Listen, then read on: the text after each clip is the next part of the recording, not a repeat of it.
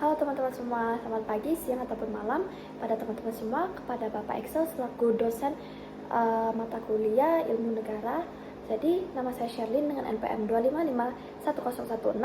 Pada hari ini saya akan menjelaskan tentang Konstitusi Korea Selatan. Untuk spesifiknya saya mengambil pasal 70, yang pada intinya pasal 70 sendiri itu membahas tentang pembatasan masa jabatan presiden, yang dimana presiden itu dibatasi hanya boleh menjabat selama 1 periode atau yang kita kenal dengan 5 tahun, dan tidak boleh dilakukan reeleksi. Nah, di sini saya akan membahas kenapa sih bisa sampai muncul pasal 70 tersebut, apa yang menjadi asal usul sehingga lahir pasal 70 ini.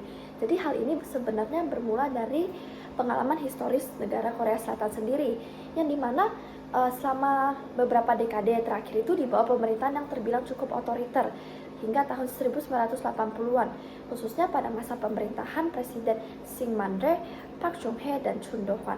Pada saat itu, pada masa kepemimpinan itu terbilang kekuasaan presiden itu sangat dominan, yang dimana presiden itu dapat memperpanjang masa jabatan mereka dengan cara melakukan perubahan terhadap konstitusi, sehingga pada masa tersebut pembatasan kekuasaan itu tidak dapat berjalan dengan efektif dan banyak terjadi pelanggaran hak asasi manusia. Nah, pada akhirnya situasi ini pun akhirnya memuncak pada gerakan demokratisasi tahun 1987 yang akhirnya melahirkan Konstitusi Korea Selatan tahun 1987. Hal ini menjadi salah satu tonggak peralihan menuju demokrasi konstitusional. Dalam konteks inilah akhirnya pasal 70 itu pun dilahirkan. Yang dimana pasal 70 ini seperti yang telah saya sampaikan di awal, pasal 70 ini berfokus untuk membatasi masa jabatan presiden, yang dimana presiden itu hanya boleh menjabat selama 5 tahun dan tidak boleh dilakukan reeleksi. Hal ini tentunya berguna untuk mencegah adanya konsolidasi kekuasaan personal dan untuk menjamin sistem kepemimpinan yang demokratis.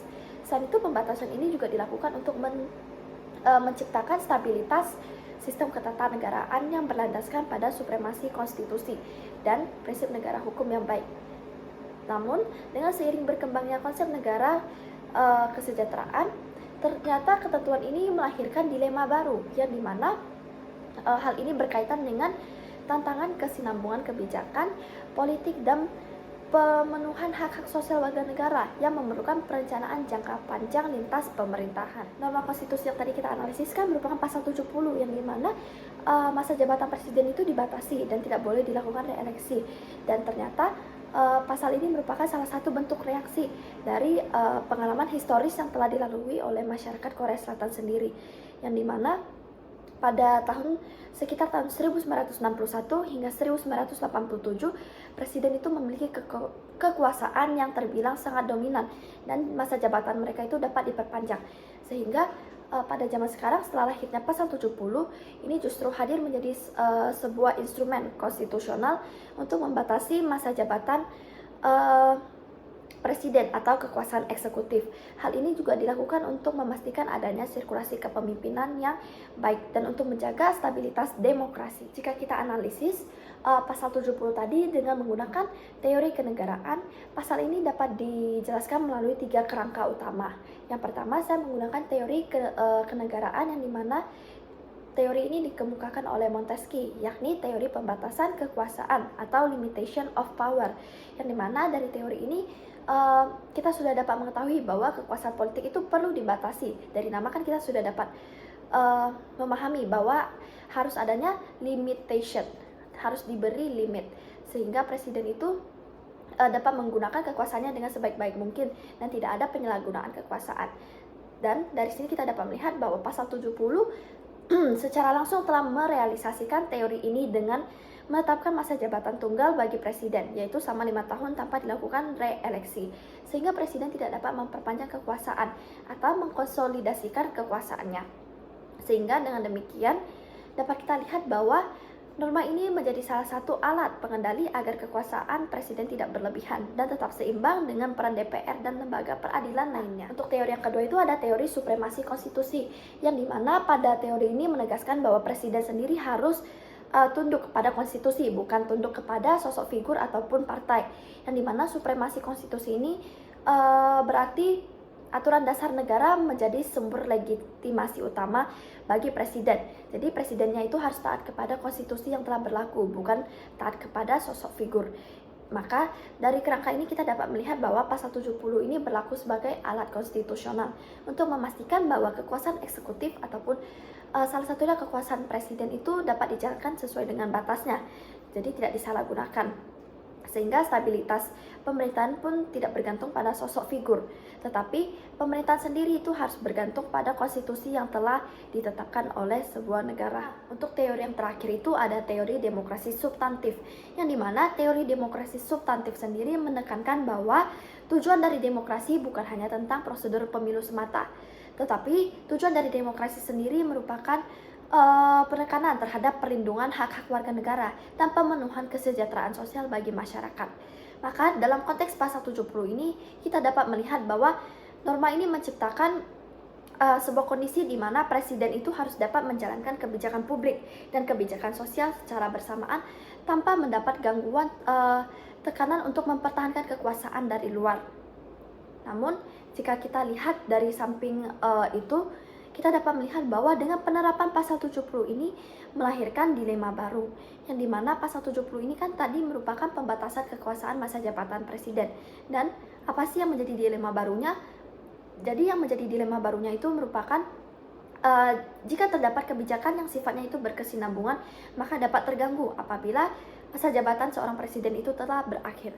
Jadi setelah kita menganalisis pasal 70 tadi, ternyata dengan penerapan pasal 70 ini melahirkan sebuah konsekuensi logis yang baru, yakni salah satu contohnya adalah tertutupnya peluang bagi presiden untuk mempertahankan kekuasaan mereka selama lebih dari 5 tahun atau 1 periode masa jabatan mereka, sesuai yang telah ditentukan dalam pasal 70 sendiri. Maka dari itu, pasal 70 ini dapat membantu untuk menjelaskan bahwa kekuasaan eksekutif sekarang sifatnya bersifat sementara. Hal ini juga dapat digunakan untuk meminimalisir terjadinya penyalahgunaan kekuasaan untuk kepentingan personal. Sehingga dengan penerapan pasal 70 ini kita dapat melihat bahwa ketentuan ini dapat membantu dalam menjamin terjadinya sirkulasi kekuasaan eksekutif secara demokratis. Dan dengan penerapan pasal 70 sendiri dapat membantu untuk mempertahankan peran atau status konstitusi Korea Selatan sebagai sumber legitimasi utama dan dapat membantu untuk mempertahankan dan memperjelas peran sebuah mahkamah konstitusi sebagai pengendali konstitusional tindakan politik suatu negara. Selain itu, ternyata pasal 70 sendiri melahirkan sebuah konsekuensi baru atau tantangan terhadap kebijakan publik yang dimana sifatnya itu bersifat keberlanjutan, karena sebuah kebijakan publik itu berpotensi dapat kehilangan arah atau berubah-ubah seiring mengikuti perkembangan pergantian presiden. Sehingga hal ini akhirnya menuntut bahwa harus adanya penguatan institusi dan perencanaan negara yang berkelanjutan. Jadi setelah kita melihat konsekuensi yang muncul dari penerapan pasal 70 sendiri, selanjutnya kita perlu mengetahui apa sih solusi yang dapat kita tawarkan atau solusi yang dapat digunakan untuk mengatasi konsekuensi-konsekuensi tadi. Jadi solusi ini dapat kita lihat dari beberapa kacamata teori pendekatan, yang dimana di sini saya mengambil yang pertama adalah pendekatan komparatif dan konseptual yang bertujuan untuk menjamin kontinuitas kebijakan sosial dan publik. Jadi sebenarnya yang menjadi masalah utama di sini merupakan terkait kontinuitas kebijakan sosial dan publik, yang dimana merupakan program jangka panjang yang sering terhenti apabila terjadi pergantian masa kepemimpinan presiden. Maka dari itu sebenarnya untuk solusi relevan yang dapat diberikan adalah dengan membuat undang-undang lintas masa jabatan, yang dimana hal ini dapat menjamin terjadi implementasi proyek strategis tetap berjalan meskipun terjadi pergantian presiden atau terdapat presiden yang baru menjabat. Telah menganalisis pasal 70 sendiri, dan kita juga telah menganalisis konsekuensi apa sih yang muncul akibat penerapan pasal 70 ini. Maka sekarang yang harus kita ketahui adalah solusi yang dapat ditawarkan akibat penerapan norma Aqua tadi, yang dimana solusi ini saya analisis dengan menggunakan beberapa kacamata pendekatan. Yang pertama adalah pendekatan komparatif dan konseptual yang digunakan untuk menjaga kontinuitas kebijakan sosial dan publik, yang dimana sebenarnya masalah utama ini merupakan sesuatu yang terkait dengan kontinuitas kebijakan sosial dan publik. Contohnya adalah program jangka panjang yang sering terhenti akibat presiden yang sering berganti, contohnya seperti proyek pendidikan, kesehatan, dan jaminan sosial, yang di mana dengan menggunakan teori pendekatan konseptual dan komparatif ini, kita dapat memberikan solusi yang relevan, contohnya dengan membuat undang-undang lintas jabatan yang dapat menjamin implementasi proyek yang strategis agar tetap dapat berjalan meskipun presiden baru telah menjabat. Dengan menerapkan mekanisme di atas, maka risiko diskontinuitas kebijakan dapat diminimalkan tanpa mengubah prinsip dari periode 5 tahun sendiri sebagaimana yang telah diatur dalam pasal 70 Korea Selatan sendiri. Yang kedua adalah pendekatan analitis dan konseptual yang lebih berfokus untuk meningkatkan pengawasan terhadap lembaga independen. Karena risiko lain yang muncul akibat penerapan pasal 70 sendiri adalah risiko dari presiden sendiri, yang dimana jika telah menjelang masa akhir jabatan, maka seorang presiden lebih cenderung untuk membuat program yang dapat menghasilkan sesuatu yang sifatnya lebih cepat, dibandingkan mereka lebih berfokus untuk merancang sebuah program yang sifatnya jangka panjang dan sifatnya strategis. Maka melalui pendekatan ini, solusi yang relevan adalah dengan memperkuat pengawasan dari lembaga independen sendiri seperti Mahkamah Konstitusi dan Ombudsman atau Komite Pengawasan Sosial lainnya, agar lembaga-lembaga ini dapat memastikan bahwa presiden tetap melaksanakan program yang bermanfaat bagi hak sosial warga negara, sehingga prinsip demokrasi substantif ini dapat tetap terjaga dan hak-hak warga negara itu tidak terabaikan. Pendekatan yang ketiga adalah pendekatan historis dan kasus, yang dimana pendekatan ini lebih berfokus pada mekanisme fleksibilitas jabatan dalam masa strategis. Karena seperti yang telah kita ketahui dari penjelasan tadi, maka kita dapat menyimpulkan bahwa pasal 70 ini bersifat kaku, sehingga tidak ada fleksibilitas dalam kondisi yang darurat atau penerapan proyek nasional jangka panjang. Maka dengan menggunakan pendekatan ini, tentunya sebagai solusi yang dapat ditawarkan adalah pemerintah dapat menerapkan mekanisme fleksibilitas masa jabatan. Contohnya dengan memberikan tambahan waktu bagi presiden dalam kondisi darurat atau proyek strategis. Tetapi di samping itu dengan catatan, presiden tetap harus diawasi oleh pengawasan konstitusional dan harus dapat memperoleh persetujuan dari lembaga legislatif sendiri atau Mahkamah Konstitusi. Maka dengan menerapkan mekanisme ini dapat memungkinkan keberlanjutan kebijakan strategis tanpa membuka peluang bagi dominasi kekuasaan. Sekaligus dengan penerapan mekanisme ini dapat menjaga stabilitas pemerintahan dan hak-hak sosial warga negara lainnya. Yang terakhir itu adalah pendekatan filsafat, hukum, dan konseptual, di mana pendekatan ini lebih berfokus pada prinsip hukum normatif untuk menjaga perlindungan hak sosial warga negara.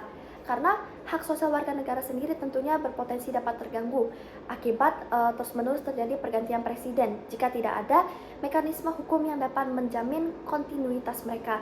Maka dengan menggunakan pendekatan ini sebagai solusi relevan yang dapat ditawarkan adalah dengan menerapkan prinsip legal yang dapat menjamin hak sosial warga negara mereka dan dapat menjamin kepentingan publik secara lintas masa jabatan. Sehingga kebijakan itu tidak hanya harus terus-menerus berfokus pada satu presiden tertentu. Contohnya dengan menerapkan undang-undang yang harus mewajibkan pemerintahan baru untuk melanjutkan program kesejahteraan yang telah dijalankan oleh pemerintahan sebelumnya. Maka dengan menerapkan pendekatan ini dapat memastikan bahwa hak sosial warga negara dapat tetap terlindungi, sekaligus dapat memelihara tujuan utama dari penerapan pasal 70 sendiri, yaitu untuk pembatasan kekuasaan eksekutif atau presiden. Maka sekian presentasi yang dapat saya sampaikan. Mohon maaf jika terdapat kesalahan berkata-kata. Terima kasih.